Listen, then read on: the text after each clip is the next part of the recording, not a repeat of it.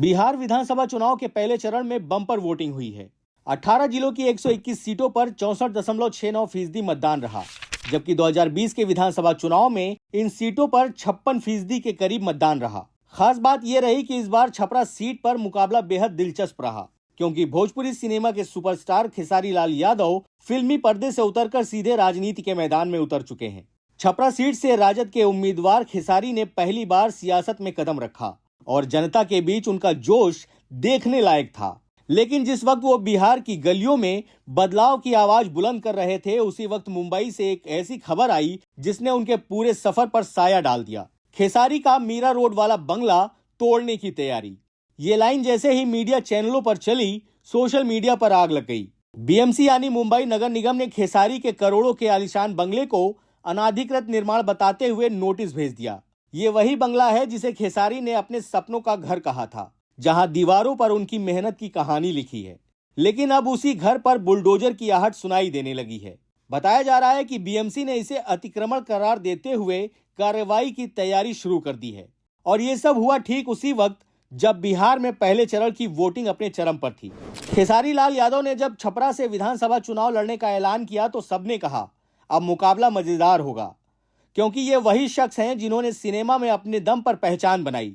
दूध बेचने वाले खेसारी आज भोजपुरी फिल्मों के सुपरस्टार हैं और अब वो जनता से कह रहे हैं बिहार को बदलाव चाहिए, शिक्षा चाहिए, रोजगार चाहिए और जनता को एक मौका तेजस्वी जी को देना चाहिए।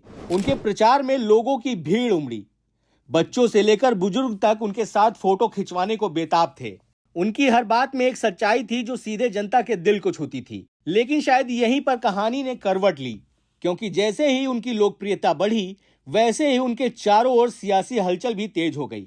जब पत्रकारों ने मुंबई से आए इस नोटिस पर उनसे सवाल किया तो वो कुछ पल के लिए चुप रह गए। फिर भारी मन से कहा कि अगर भगवान की यही मर्जी है तो मैं क्या कर सकता हूं।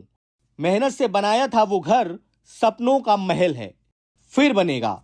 मैं बिहार की जनता के लिए आया हूं, बदलाव के लिए आया हूं। अगर हम अच्छा काम नहीं करेंगे तो जनता भी हमें बदल देगी। उनके शब्दों में कलाकार की संवेदना और नेता का साहस दोनों झलक रहे थे।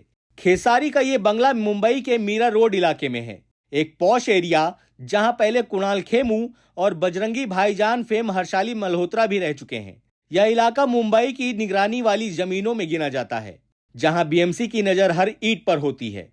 लेकिन नोटिस भेजे जाने का टाइमिंग लोगों के बीच सवाल छोड़ गया। चुनाव के ठीक पहले क्या ये बस एक कानूनी प्रक्रिया थी या फिर एक सियासी इशारा? राजनीति में संयोग बहुत कम होते हैं। चुनाव के वक्त जब ऐसे लोकप्रिय चेहरे पर ऐसा झटका पड़ता है तो सवाल उठते हैं, क्या खेसारी की बढ़ती लोकप्रियता किसी को खटक रही थी या फिर बीएमसी बस अपना काम कर रही थी?